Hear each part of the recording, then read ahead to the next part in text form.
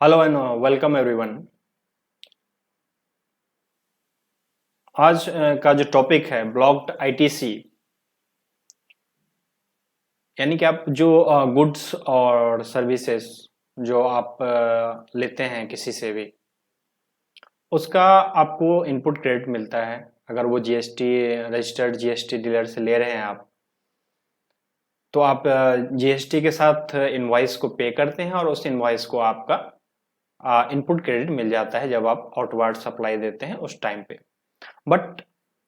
GST में कुछ ऐसे आइटम्स हैं, कुछ ऐसे गुड्स हैं, कुछ ऐसे सर्विसेज हैं जिनका आपको इनपुट क्रेडिट नहीं मिलता है, यानी कि उनकी इनपुट क्रेडिट जो है आईटीसी जो है ब्लॉक कर दी गई है लॉ में। तो मैं इस टॉपिक में आपको यही बता रहा हूँ कि कौन कौन से वो आइटम्स हैं, कौन कौन से वो सर्विसेज हैं, कौन कौन से वो गुड्स हैं जिन पे आपको आईटीसी नहीं मिलेगी।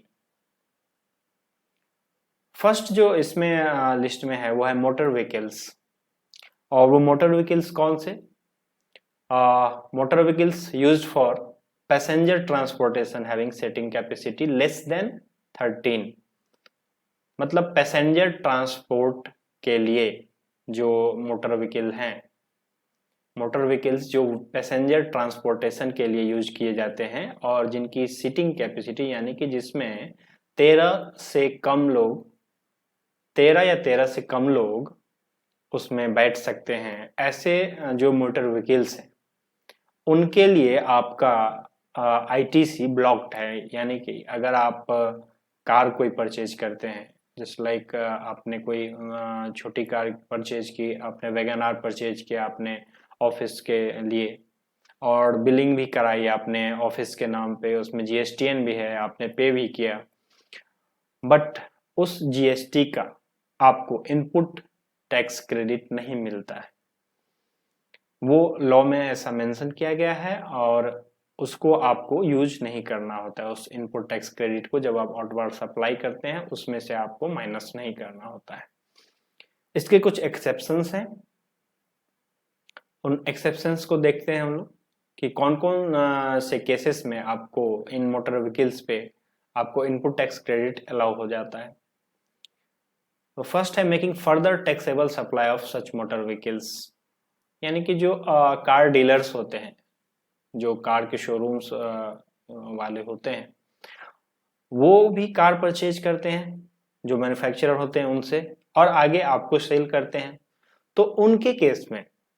क्योंकि वो कार ही बेच रहे हैं और खरीद रहे हैं, तो उनके केस में क्या होता है, उनको इनपुट टैक्स क्रेडिट जब वो परचेज करते हैं कार्स, उन पे अलाउ हो जाता है। जो दूसरा केस है आपका making taxable supply of transportation of passenger, ये सरल भाषा में कहती है, टैक्सी वाले जो होते हैं आपके, जो टैक्सी वाले होते हैं जो आपको किराया लेकर मोटर व्हीकल आपको यूज करने देते हैं। अगर उन्होंने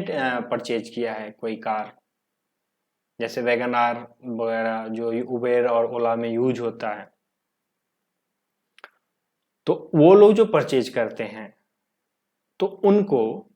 आईटीसी अवेलेबल रहता है, यानी कि उनके पास आईटीसी अवेलेबल होता है। जो तीसरा है वो है imparting training on driving and such motor vehicle, यानी कि अगर ट्रेनिंग ड्राइविंग पर्पस के लिए यूज किया जा रहा है, ट्रेनिंग ऑन ड्राइविंग, जो आपके ड्राइविंग स्कूल्स होते हैं जो यूज करते हैं उसको आपको सिखाने के लिए, आप अगर ड्राइविंग सीखने जाते हैं तो वो लोग कार पे ही ड्राइविंग सिखाते हैं, तो उन कार पे, उन मोटर व्हीकल्स पे आपको आईटीसी अवेलेबल रहता है। ITC on motor vehicle for transportation of person with seating capacity more than 13 persons including driver, यानी कि 13 लोगों के सीटिंग कैपेसिटी से ज़्यादा अगर कोई मोटर व्हीकल है, जैसे बस वगैरह होते हैं,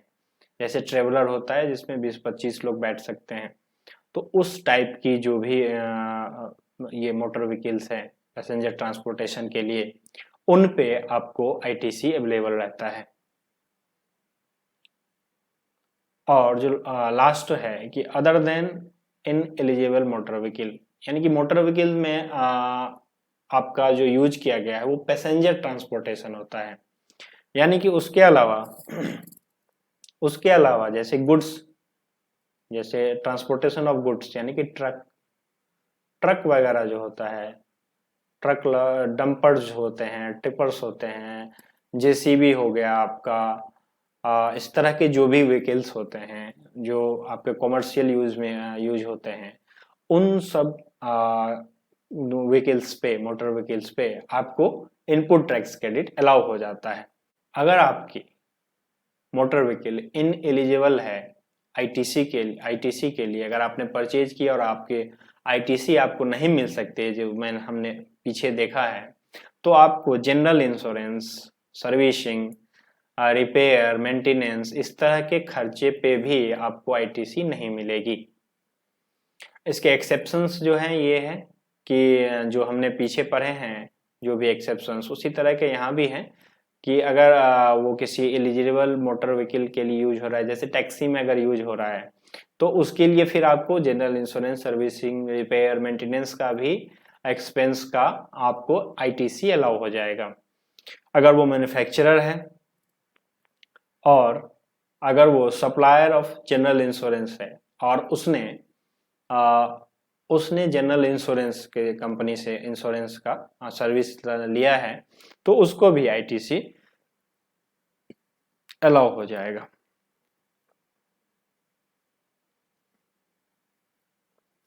ITC is blocked on leasing, renting और hiring of motor vehicles. Motor vehicles के रेस्पेक्ट में अगर लीजिंग, रेंटिंग, हायरिंग हुई है तो आपको इन एलिजिबल मोटर व्हीकल्स की अगर हायरिंग, लीजिंग हुई है तो उसका भी आपको इनपुट टैक्स क्रेडिट नहीं मिलेगा। उस केस में एक्सेप्शन क्या है कि अगर कोई टैक्सी वाला किसी दूसरे टैक्सी वाले से हायर करता है कार, और उस टैक्सी जो हायर किया हुआ है उसको फिर से किसी और को रेंट पे देता है, तो उस टैक्सी वाले को इसका आईटीसी मिल जाएगा। लेकिन अगर आपको मोटर व्हीकल के का आईटीसी नहीं मिला है और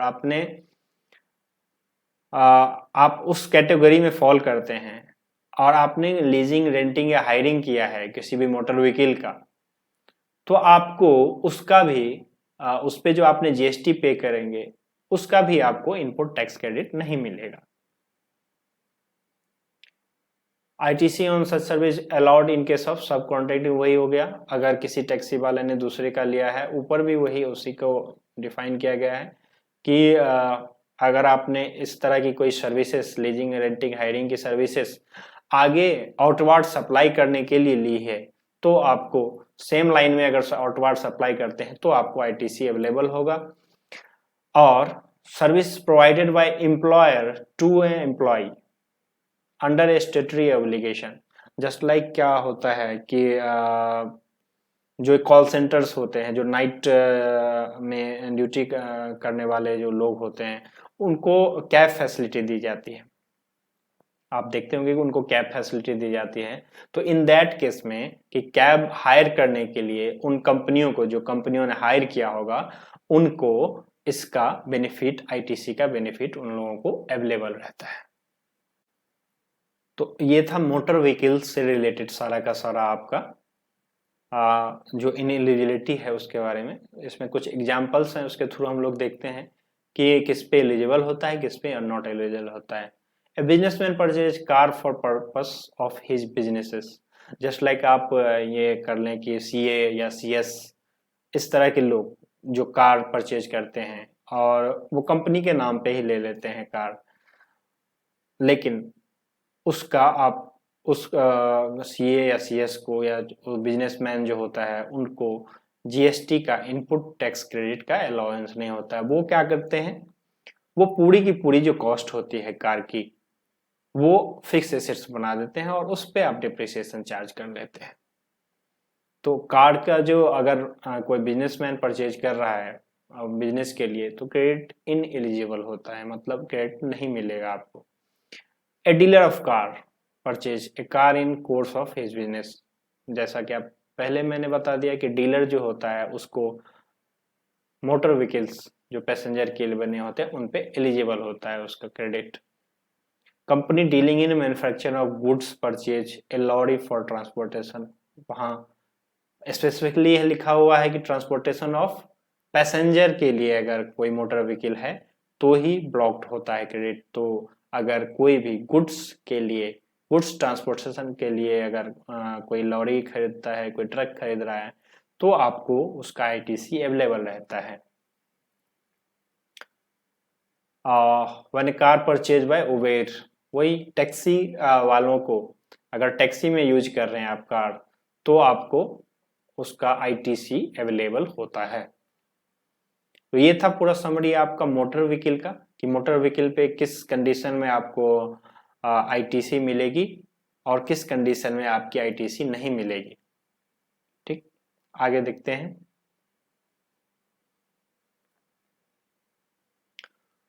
food beverage outdoor catering, food beverages outdoor catering, इन पे भी आपको इन जनरल केस में आपको इस पे आईटीसी ब्लॉक्ड किए हुए हैं। लेकिन एक्सेप्शंस इसके देखते हैं कि कौन कौन से केस में आपको अवेलेबल होंगे। इन जनरल अगर आउटडोर कैटरिंग की या फूड या बेवरेज का आपने कोई सर्विस लिया हुआ है या आप गुड्स परचेज करते हैं तो आपको आईटीसी इनपुट टैक्स क्रेडिट उस पर नहीं मिलेगा। लेकिन एक्सेप्शन उसका क्या क्या है देखिए, अगर ये गुड्स या सर्विसेज यूज की जा रही है किसी रजिस्टर्ड पर्सन द्वारा, अगर ये गुड्स या सर्विसेज किसी रजिस्टर्ड पर्सन के द्वारा यूज की जा रही है, किस पर्पस के लिए, तो आउटवर्ड सेम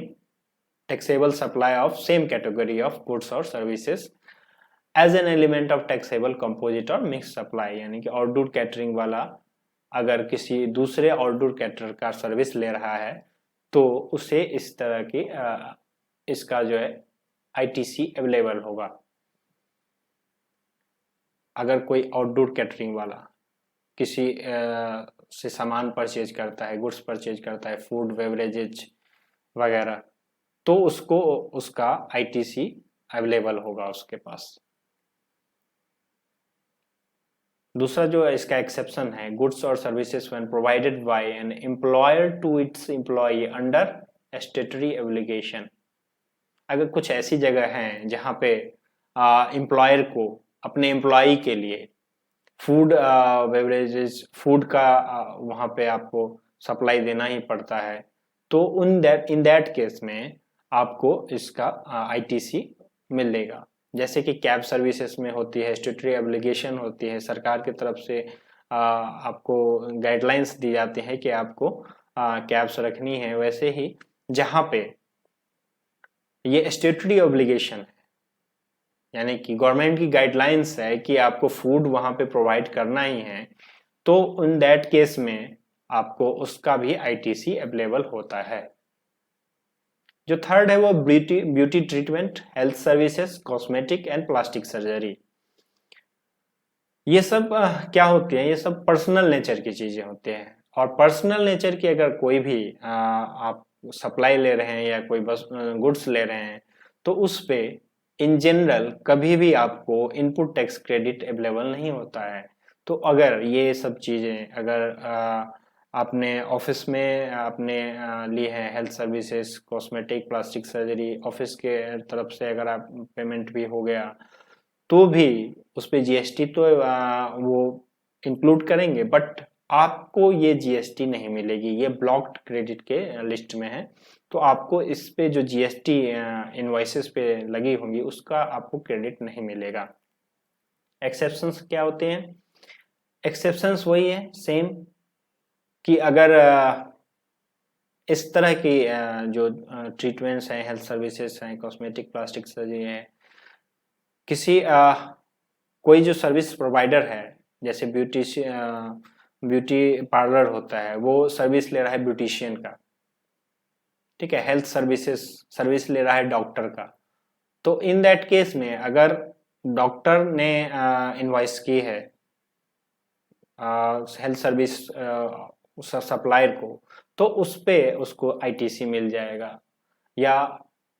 ब्यूटिशियन ने ब्यूटी पार्लर को सप्लाई दी और उस पे उसने जीएसटी चार्ज किया, तो उसका आईटीसी ब्यूटी पार्लर को मिल जाएगा। ठीक, क्योंकि वो सेम लाइन में बिजनेस कर रहे हैं, वो ब्यूटी ट्रीटमेंट की आउटवार्ड सप्लाई के लिए एक इनवार्ड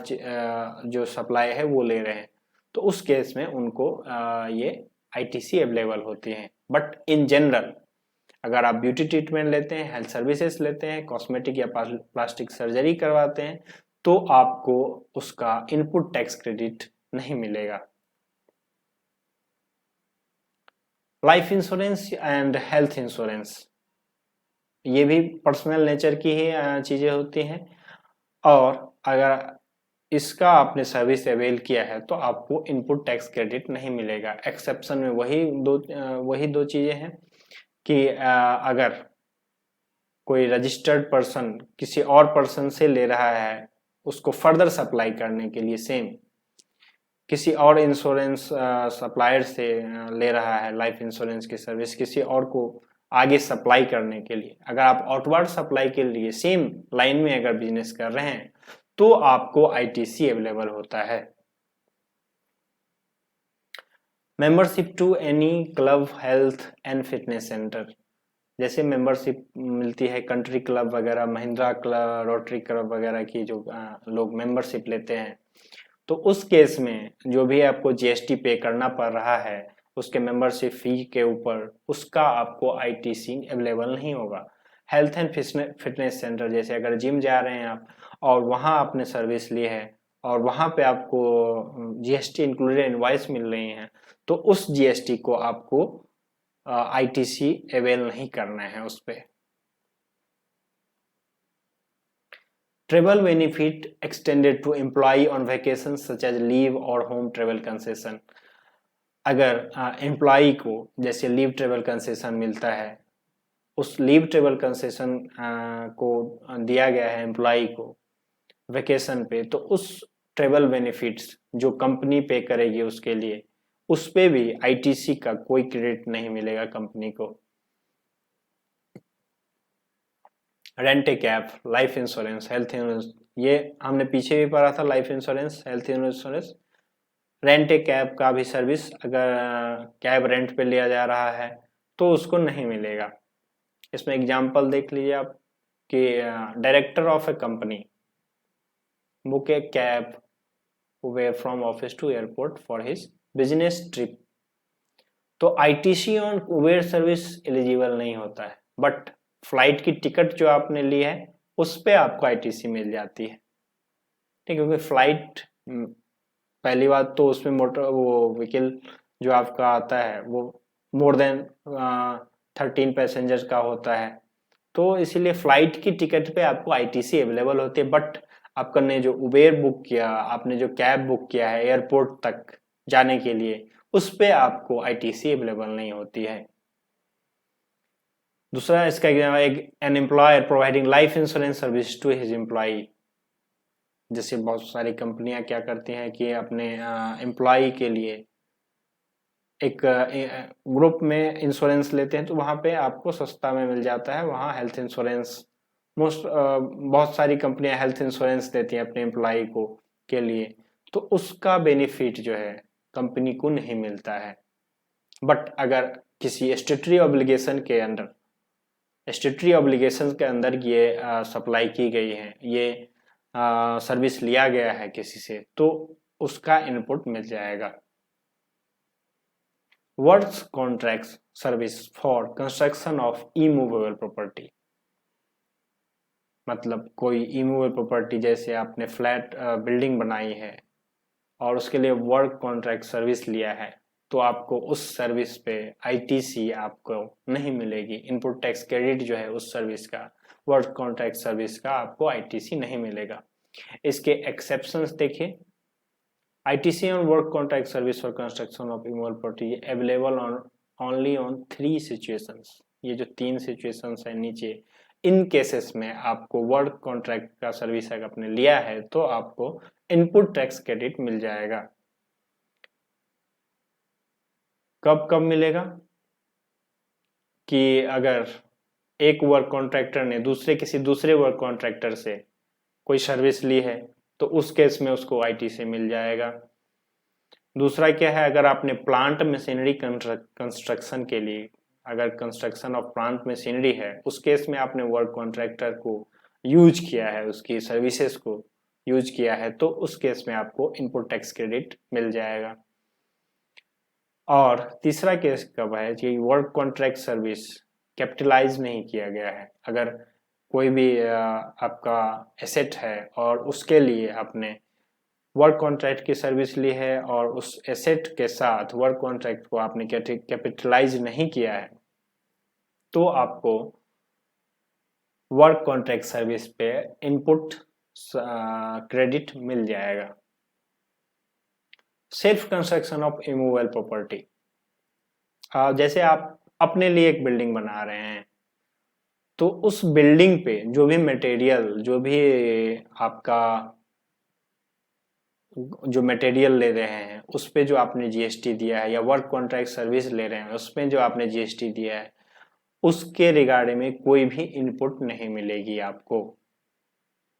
यहाँ पे पढ़िए, ITC is restricted when goods और सर्विस और both receive by taxable person for construction of N immovable property other than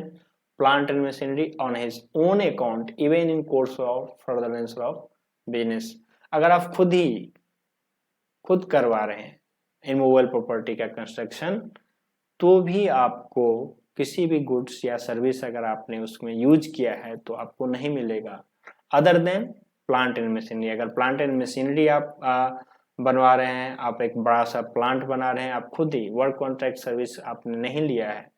आप खुद ही वहाँ पे आप मटेरियल लगवाते हैं, आप लेबर बुला के लाते हैं और आप अगर आप अपना प्लांट बना रहे हैं तो मिल जाएगा आपको आईटीसी के क्रेडिट। अगर आप प्लांट के अलावा अदर देन प्लांट कोई भी इमूवेबल प्रॉपर्टी बना रहे हैं, बिल्डिंग बना रहे हैं, कोई गोडाउन बना रहे हैं, तो उस केसेस में आपको इस पे जो इनपुट टैक्स क्रेडिट जो भी सर्विसेज या गुड्स पे होंगी वो नहीं मिलेगी आपको। एग्जाम्पल्स में ABC limited construct on their own an office building for its headquarter, तो इसका क्या है, आईटीसी नॉट अलाउड।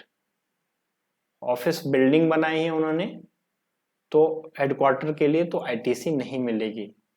अगर वहीं पे अगर मशीनरी मैन्युफैक्चरिंग की है तो आईटीसी अवेलेबल हो जाएगी, यानी कि प्लांट मशीनरी अगर आपने मैन्युफैक्चरिंग के लिए लगाई है तो आपको आईटीसी मिल जाएगी। बट अगर आपने कोई ऑफिस की बिल्डिंग बनाई, कुछ भी आपने इमूवेबल प्रॉपर्टी और कोई बनाई है तो आपको उस पर आईटीसी नहीं मिलेगी। जो नेक्स्ट है वो inward supplies charge to tax under composition levy. मतलब अगर आप किसी कंपोजिशन डीलर से कोई भी परचेज करते हैं, कोई गुड्स ले रहे हैं या कोई सप्लाई ले रहे हैं जो कंपोजिशन डीलर है, तो उस केस में क्या होता है, उस केस में वो आपसे टैक्स जो होता है जीएसटी चार्ज नहीं करता है, क्योंकि वो अपने पॉकेट से जो आपका कंपोजिशन डीलर को जो रेट्स डिफाइंड हैं उस रेट से वो पे करते हैं, तो वो आपको टैक्स इनवॉइस नहीं इशू करते हैं। अगर आपने किसी कंपोजिशन डीलर से आपने कोई परचेज किया है या कोई सप्लाई लिया है तो आपको इनपुट टैक्स क्रेडिट उस पर नहीं मिलेगा। Inward supply receive by an non resident taxable person, अगर कोई inward supply non resident taxable person ले रहा है तो उसको इनपुट टैक्स क्रेडिट नहीं मिलता है। Whereas ATC on goods imported by a non-resident taxable person is allowed, ITC on service imported by him is blocked। ठीक है। Inward supply use for personal consumption, जैसा पहले भी मैंने बताया था कि जो भी इनवर्ड सप्लाई अगर पर्सनल कंजम्पशन के लिए होगा उस पे इनपुट टैक्स क्रेडिट नहीं मिलता है। सपोज दैट आपने क्या किया कि आपने ऑफिस के लिए 3 लैपटॉप्स परचेज किए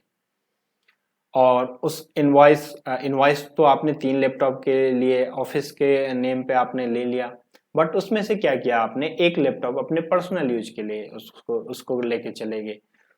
तो क्या होगा कि 2 लैपटॉप जो है, 2 लैपटॉप के आपको इनपुट टैक्स क्रेडिट मिल जाएगी, बट एक जो लैपटॉप आप पर्सनल यूज के लिए ले जाएंगे उसका इनपुट टैक्स क्रेडिट आपको नहीं मिलेगा। Free sample, gift, goods lost, stolen etcetera, इन केसेस में क्या होता है, आपको इनपुट टैक्स क्रेडिट नहीं मिलते हैं। अगर कोई गुड्स लॉस्ट कर गया या कोई चोरी हो गई या आपने कोई गिफ्ट दिया है या फ्री सैंपल जो आते हैं, उस केसेस में आपका इनपुट टैक्स क्रेडिट नहीं मिलता है इन सब गुड्स पे। अब इसकी कैटेगरी हैं, फिर सेल्स प्रमोशन जो फ्री सैंपल्स दिए जाते हैं उसके, इसमें 4 कैटेगरी में इसमें डिवाइड किया जाता है इसको। ITC in hands of supplier in respect of sales promotion schemes, किस किस तरह के स्कीम्स होते हैं, एक तो सैंपल एंड फ्री गिफ्ट। अगर ये सैंपल एंड फ्री गिफ्ट है तो इस पे आईटीसी आपको अवेलेबल नहीं होता है। By one get one free offer, इसमें क्या है कि आप एक लेंगे दूसरा फ्री मिलता है, तो उसकी जो वैल्यू हो जाती है, हम 2 यूनिट की वैल्यू उसको मान लेते हैं, और इस पे अगर आपको आईटीसी अवेलेबल होता है। डिस्काउंट इंक्लूडिंग बाय मोर सेव मोर, इन केसेस में भी आपको आईटीसी अवेलेबल रहता है। सेकेंडरी डिस्काउंट, इसमें भी आपको आईटीसी अवेलेबल रहता है। यानी कि जहां पे फ्री में कुछ दिया जा रहा है, फ्री सैंपल है, फ्री गिफ्ट है, आपसे कुछ भी चार्जेस नहीं लिए जा रहे हैं, सिर्फ उस केस में आपको आईटीसी नहीं मिलेगी उस गुड्स पे। Tax paid in case of fraud cases, detention, confiscation, अगर गुड्स कोई आप ले जा रहे हैं और उसका फ्रॉड केसेस का गुड्स है या डिटेंशन हो गया, आपको कॉन्फिस्केशन हो गई आपके जीएसटी के जो इंस्पेक्टर हैं उसके द्वारा, तो उस केसेस में आपको टैक्स तो देने पड़ते हैं, आप टैक्स देंगे भी जीएसटी के, बट उसका आपको इनपुट टैक्स क्रेडिट नहीं मिलेगा। ये आपके पूरे के पूरे लिस्ट थे, आप इसको देख लीजिए, क्योंकि इसमें बहुत कंफ्यूजन रहते हैं। जो सबसे ज्यादा कंफ्यूजन होता है वो है कार के केसेस में, कि कार हम परचेज लें कि कैसे करें, उस पर जीएसटी मिलेगा नहीं मिलेगा। तो सबसे ज्यादा मोटर व्हीकल के केसेस में इशू आती है। ठीक है, आप हमारे चैनल को सब्सक्राइब कर सकते हैं, इस पे आपको टैक्स से रिलेटेड सारे के सारे अपडेट्स मिलेंगे, जीएसटी से हो या इनकम टैक्स से हो। अगर आपको कोई क्वेरी हो या कुछ पूछना चाहते हैं तो आप इन 2 नंबरों पे आप कॉल कर सकते हैं। Thank you.